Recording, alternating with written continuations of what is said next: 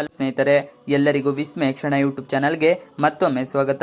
ಇವತ್ತಿನ ವಿಡಿಯೋದಲ್ಲಿ ಬೀದಿಯಲ್ಲಿ ಬಲೂನ್ ಮಾರುತ್ತಿದ್ದ ವ್ಯಕ್ತಿ ಸಾವಿರಾರು ಕೋಟಿ ರು ಮೌಲ್ಯದ MRF ಟೈರ್ ಕಂಪನಿ ಕಟ್ಟಿದ ಕಥೆಯನ್ನು ಇವತ್ತಿನ ವಿಡಿಯೋದಲ್ಲಿ ತಿಳಿಯೋಣ. ವಿಡಿಯೋ ತುಂಬಾ ಇಂಟ್ರೆಸ್ಟಿಂಗ್ ಆಗಿರುತ್ತೆ, ಕೊನೆಯವರೆಗೆ ನೋಡಿ.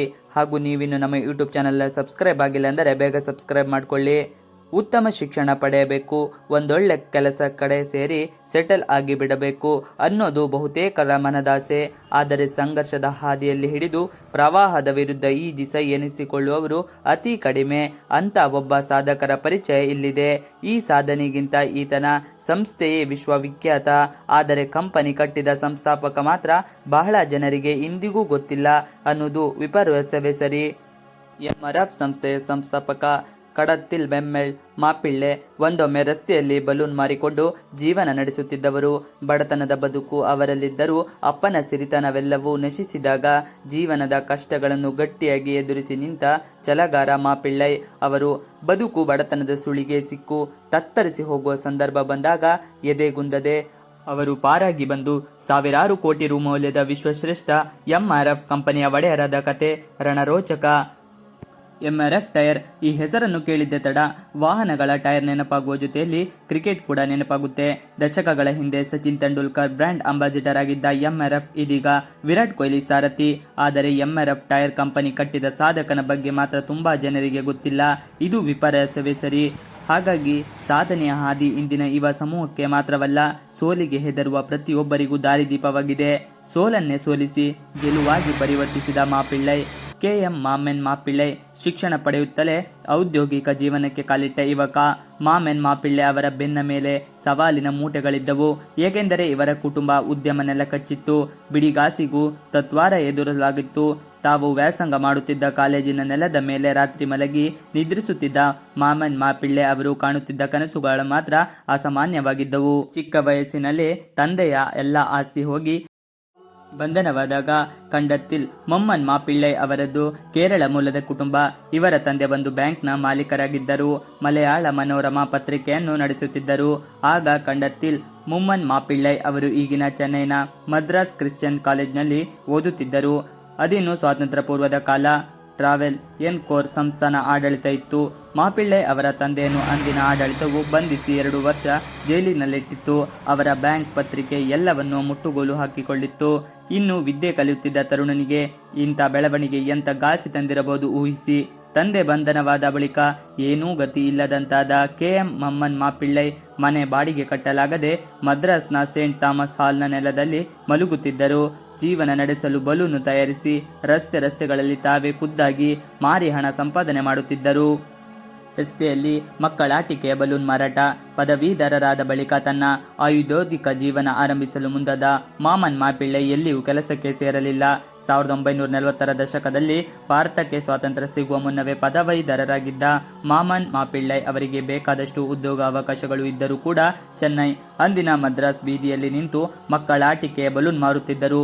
ಈ ಮೂಲಕ ಸಣ್ಣ ಮಟ್ಟದಲ್ಲಿ ತಮ್ಮ ಉದ್ಯಮ ಜೀವನ ಆರಂಭಿಸಿದ ಮಾಮನ್ ಮಾಪಿಳ್ಳೈ ಅವರ ಸರಳತೆ ಹಾಗೂ ಉದ್ಯಮಿಯಾಗಬೇಕು ಅನ್ನೋ ಛಲ ಅವರನ್ನು ಮುಂದಿನ ದಿನಗಳಲ್ಲಿ ಹಂತ ಹಂತವಾಗಿ ಮೇಲೇರುವಂತೆ ಮಾಡಿತು. MRF ಕಂಪನಿ ಸ್ಥಾಪನೆಯಾದ ವಿಸ್ಮಯಕಾರಿ ಕತೆ.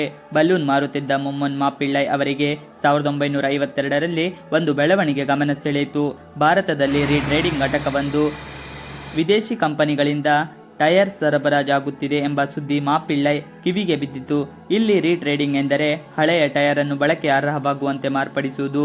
ಇಂಥ ಕೆಲಸವನ್ನು ತಾನು ಮಾಡಬಲ್ಲೆ ಎಂದು ಕಂಡತ್ತಿಲ್ ಮೊಮ್ಮನ್ ಮಾಪಿಳ್ಳೈ ಅನಿಸಿ ಸುಮ್ಮನೆ ಕನಸು ಕಾಣುತ್ತಾ ಕೂರುವ ಜಾಯಮಾನದವರಲ್ಲ ಈ ಮಾಪಿಳ್ಳೈ. ತಾನು ಅದುವರೆಗೂ ಬಲೂನು ಮಾರಾಟದಿಂದ ಸಂಪಾದಿಸಿದ್ದ ಅಷ್ಟು ಹಣವನ್ನು ಟೈರ್ ರೀಟ್ರೇಡಿಂಗ್ ಬಿಸ್ನೆಸ್ ಅಲ್ಲಿ ಹಾಕಿದರು. ಕಂಪನಿಯ ಹೆಸರನ್ನು ಮದ್ರಾಸ್ ರಬ್ಬರ್ ಫ್ಯಾಕ್ಟರಿ ಎಂದಿಟ್ಟರು. ಅವರ ಅದೃಷ್ಟಕ್ಕೆ ಟೈರ್ ರೀಟ್ರೇಡಿಂಗ್ ತಯಾರಿಕೆಯಲ್ಲಿ ಆಗ ಒಂದು ಭಾರತೀಯ ಕಂಪನಿ ಇರಲಿಲ್ಲ. ಇದೆಲ್ಲವೂ ವಿದೇಶಿಯರದ್ದೇ. ಹೀಗಾಗಿ ಮಾಪಿಳ್ಳೈಗೆ ಈ ಕ್ಷೇತ್ರದಲ್ಲಿ ಅಡಿ ಇಡಲು ಅನುಕೂಲವಾಯಿತು. ಕೇವಲ 4 ವರ್ಷದಲ್ಲಿ MRF ಈ ಕ್ಷೇತ್ರದಲ್ಲಿ ಪ್ರಾಬಲ್ಯ ಸಾಧಿಸುವಲ್ಲಿ ಯಶಸ್ವಿಯಾಯಿತು. ಅಮೆರಿಕದ ಕಂಪನಿ ಜೊತೆ ಸೇರಿ ಹೊಸ ಟೈರ್ ಉತ್ಪಾದನೆ. ಈ ಹಂತದಲ್ಲಿ ಮೊಮ್ಮನ್ನೈ ಮಾಪಿಳ್ಳೈ ಸಂತೃಪ್ತ ಸ್ಥಿತಿಗೆ ಹೋಗಲಿಲ್ಲ. ಅವರೆಗೂ ಅವರು ಮಾಡಿದ್ದು ಟೈರ್ ರೀಟ್ರೇಡಿಂಗ್ ತಯಾರಿಕೆ. ಈಗ ಇನ್ನು ಒಂದು ಹೆಜ್ಜೆ ಮುಂದೆ ಹೋಗಿ ಹೊಸ ಟೈರ್ ತಯಾರಿಸುವ ಫ್ಯಾಕ್ಟರಿ ನಿರ್ಮಿಸುವ ಆಲೋಚನೆ ಮಾಡಿದರು. ಆಗ 1961ರಲ್ಲಿ ಆಯಿತು. ಆದರೆ ಟೈರ್ ಫ್ಯಾಕ್ಟರಿ ಸ್ಥಾಪಿಸುವುದು ಸುಲಭವಾಗಿರಲಿಲ್ಲ. ಅದರ ತಂತ್ರಜ್ಞಾನದ ಪರಿಣಿತಿ ಇವರ ಕಂಪನಿಗೆ ಇರಲಿಲ್ಲ. ಆಗ ಅಮೆರಿಕ ಮ್ಯಾನ್ಸ್ಫೀಲ್ಡ್ ಟೈರ್ ಅಂಡ್ ರಬ್ಬರ್ ಮತ್ತು ಎಂಆರ್ಎಫ್ ಮಧ್ಯೆ ಜಂಟಿ ಒಪ್ಪಂದದ ಪ್ರಕಾರ ಟೈರ್ ತಯಾರಿಕೆಯ ಫ್ಯಾಕ್ಟರಿ 1961ರಲ್ಲಿ ಶುರುವಾಯಿತು. ಸರ್ಕಾರದಿಂದಲೂ ಎಂಆರ್ಎಫ್ ಸಿಕ್ಕಿತು ಉತ್ತೇಜನ. ಎಂಆರ್ಎಫ್ ಟೈರ್ ಫ್ಯಾಕ್ಟರಿ ಶುರುವಾದಾಗ ವರ್ಷವೇ ಅಂದರೆ 1961ರಲ್ಲಿ ಅಂದಿನ ಮದ್ರಾಸ್ ಸ್ಟಾಕ್ ಎಕ್ಸ್ಚೇಂಜ್ ಮಾರುಕಟ್ಟೆಯಲ್ಲಿ ಲೀಸ್ ಆಯಿತು. ಅಂದಿನ ಸರ್ಕಾರ ದೇಶೀಯ ಉದ್ಯಮಗಳ ಪೂರ್ಣ ಬೆಂಬಲ ನೀಡುತ್ತಿತ್ತು. ಈ ಹಿನ್ನೆಲೆಯಲ್ಲಿ ಸರ್ಕಾರದ ಟೆಂಡರ್ಗಳಿಗೆ ಎಂಆರ್ಎಫ್ ಪ್ರಯತ್ನ ತೊಡಗಿಸಿತು. 1963 ಅಷ್ಟರಲ್ಲಿ ಎಂಆರ್ಎಫ್ ಜನಪ್ರಿಯತೆ ಬಹಳ ಗಳಿಸಿತ್ತು.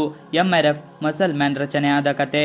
ಎಂಆರ್ಎಫ್ ದಿನೇ ದಿನೇ ಗಟ್ಟಿಯಾಗಿ ಬೆಳೆಯತೊಡಗಿತ್ತು. ಆದರೆ ಮೂಲ ವಾಹನಗಳಿಗೆ ಹಾಕುವ ಟೈರ್ಗೆ ಎಂಆರ್ಎಫ್ ಬಳಕೆ ಆಗುತ್ತಿರಲಿಲ್ಲ. ಗುಡ್ಡಿಯರ್, ಡನ್ಲೋಪ್ ಇತ್ಯಾದಿ ಬೇರೆ ಕಂಪನಿಗಳ ಟೈರ್ಗಳು ಈ ಕ್ಷೇತ್ರದಲ್ಲಿ ಹಿರಿಮೆ ಹೊಂದಿದ್ದವು. ಈ ಹಿನ್ನೆಲೆಯಲ್ಲಿ ಕಂಡತ್ತಿಲ್ ಮೊಮ್ಮನ್ ಮಾಪಿಳ್ಳೆ ಅವರು ಎಂಆರ್ಎಫ್ ಟೈರ್ಗಳನ್ನು ನೇರವಾಗಿ ಮಾರುಕಟ್ಟೆಗೆ ಬಿಡುಗಡೆ ಮಾಡಲು ನಿರ್ಧರಿಸಿದರು. ಅದಕ್ಕಾಗಿ ಆಕರ್ಷಕ ಜಾಹೀರಾತು ನಿರ್ಮಿಸಲು ಅಂದಿನ ಆಡ್ ಗುರು ಅಲಿಕ್ ಪದ್ಮಸಿ ಅವರಿಗೆ ಜವಾಬ್ದಾರಿಯನ್ನು ಕೊಟ್ಟರು.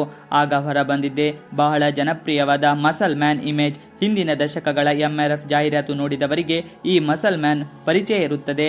ರಾಜಮೌಳಿ ನಿರ್ದೇಶನದ ಬಾಹುಬಲಿ ಸಿನಿಮಾದ ಹೀರೋ ಶಿವಲಿಂಗವನ್ನು ಎತ್ತುವ ದೃಶ್ಯದಂತೆ ಈ ಎಂಆರ್ಎಫ್ ಮಸಲ್ ಮ್ಯಾನ್ ಜಾಹೀರಾತು ಬಹಳ ಜನಪ್ರಿಯವಾಗಿದ್ದು ಹೌದು. ಮುಂದೆ ಸಚಿನ್ ಲಾರಾ ಮೊದಲಾದವರು ಎಂಆರ್ಎಫ್ಗೆ ಬ್ರ್ಯಾಂಡ್ ಅಂಬಾಸಿಡರ್ ಆದರು.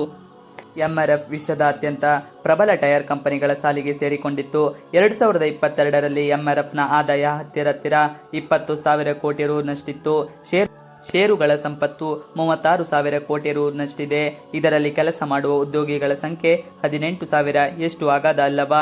ಇಂತು ದೊಡ್ಡ ಬಿಸಿನೆಸ್ ಸಾಮ್ರಾಜ್ಯ ಹುಟ್ಟುಹಾಕಿದ ಕಲ್ಲತ್ತಿಲ್ ಮೊಮ್ಮಲ್ ಮಾಪಿಳ್ಳೆ ಅವರು 2003ರಲ್ಲಿ 80ನೇ ವಯಸ್ಸಿನಲ್ಲಿ ಇಹಲೋಕ ತ್ಯಜಿಸಿದರು. ಅವರದು ದೊಡ್ಡ ಕುಟುಂಬವಾಗಿದ್ದು ಎಂಆರ್ಎಫ್ ವ್ಯವಹಾರವನ್ನು ಅವರ ಸಹೋದರರು ನಿಭಾಯಿಸಿಕೊಂಡು ಹೋಗುತ್ತಿದ್ದಾರೆ. ಮಲಯಾಳ ಮನೋರಮ ಪತ್ರಿಕೆಯನ್ನು ಅವರ ಕುಟುಂಬದವರೇ ನಿರ್ವಹಿಸುತ್ತಿದ್ದಾರೆ. ಮಾಪಿಳ್ಳೆ ಅವರ ಈ ಸಾಧನೆಯನ್ನು ಗುರುತಿಸಿದ ಕೇಂದ್ರ ಸರ್ಕಾರ 1992ರಲ್ಲಿ ಅವರಿಗೆ ಪದ್ಮಶ್ರೀ ಪುರಸ್ಕಾರ ನೀಡಿ ಗೌರವಿಸಿತು. ಪ್ರಸ್ತುತ ಎಂಆರ್ಎಫ್ನ ಮಾರುಕಟ್ಟೆ ಮೌಲ್ಯ 57,383 ಕೋಟಿ ರೂ. ಅಷ್ಟಿದೆ. ಎಂಆರ್ಎಫ್ಗೂ ಕ್ರಿಕೆಟ್ಗೂ ಬಿಡದ ನಂಟು. ಕ್ರಿಕೆಟ್ ದೇವರು ಸಚಿನ್ ತೆಂಡೂಲ್ಕರ್ ಅವರು ಎಂಆರ್ಎಫ್ ಬ್ಯಾಟ್ ಯಾರಿಗೆ ತಾನೇ ಗೊತ್ತಿಲ್ಲ. ಗಲ್ಲಿಗಳಲ್ಲಿ ಕ್ರಿಕೆಟ್ ಆಡುವ ಮಕ್ಕಳಿಗೂ ಎಂಆರ್ಎಫ್ ಸ್ಟಿಕ್ಕರ್ ಇರುವ ಸಚಿನ್ ಬ್ಯಾಟ್ಗಳೇ ಬೇಕು. ಸಚಿನ್ ಕ್ರಿಕೆಟ್ನಿಂದ ನಿವೃತ್ತರಾದ ಬಳಿಕ ಎಂಆರ್ಎಫ್ನ ಬ್ರ್ಯಾಂಡ್ ಅಂಬಾಸಿಡರ್ ಸಾರಥಿ ವಿರಾಟ್ ಕೊಹ್ಲಿ ಅಂದಿನವರೆಗೂ ಎಂಆರ್ಎಫ್ಗೂ ಕ್ರಿಕೆಟ್ಗೂ ಇನ್ನಿಲ್ಲದ ನಂಟು. ಬಲೂನ್ನಿಂದ ಟೈರ್ವರೆಗೂ ಸಾಗಿ ಬಂದ ಮಾಮನ್ ಮಾಪಿಳ್ ಅವರ ಸಾಧನೆಯ ಹಾದಿ ನಿಜಕ್ಕೂ ಎಲ್ಲರಿಗೂ ಸ್ಫೂರ್ತಿ. ಬಲೂನ್ ಹಾಗೂ ಟೈರ್ ಎರಡಕ್ಕೂ ಗಾಳಿ ತುಂಬಲೇಬೇಕು. ಮಾಮನ್ ಮಾಪಿಳ್ಳೆ ಅವರ ಸಾಧನೆ ಕತೆ ಸೋಲಿನಿಂದ ಮುಂದೂಡಿದ ಮುನಕ್ಕೆ ಸ್ಫೂರ್ತಿ ತುಂಬದಂತೂ ಖಚಿತ. ಇಂಥ ಸಾಧಕನ 2003ರಲ್ಲಿ ಇಹಲೋಕ ತ್ಯಜಿಸಿದರು. ಆದರೆ ಅವರ ಸಾಧನೆಯ ಹಾದಿ ಮಾತ್ರ ರೋಮಾಂಚನ ಹಾಗೂ ಪ್ರೇರಣಾತ್ಮಕವಾಗಿದೆ. ಇವಿಷ್ಟು ಇವತ್ತಿನ ವಿಡಿಯೋ. ಈ ವಿಡಿಯೋ ನಿಮಗೆ ಇಷ್ಟ ಆದರೆ please like, share and subscribe ಮಾಡಿ. ನೀವಿನ್ನು ನಮ್ಮ ಯೂಟ್ಯೂಬ್ ಚಾನಲ್ಗೆ ಸಬ್ಸ್ಕ್ರೈಬ್ ಆಗಿಲ್ಲ ಅಂದರೆ ಬೇಗ ಸಬ್ಸ್ಕ್ರೈಬ್ ಮಾಡಿಕೊಳ್ಳಿ. ನಾವು ಹಾಕುವಂಥ ಎಲ್ಲ ವಿಡಿಯೋಗಳು ನಿಮಗೆ ನೋಟಿಫಿಕೇಶನ್ ಮುಖಾಂತರ ದೊರೆಯುತ್ತದೆ. Thanks for watching video. Please like, share and subscribe our channel for more videos.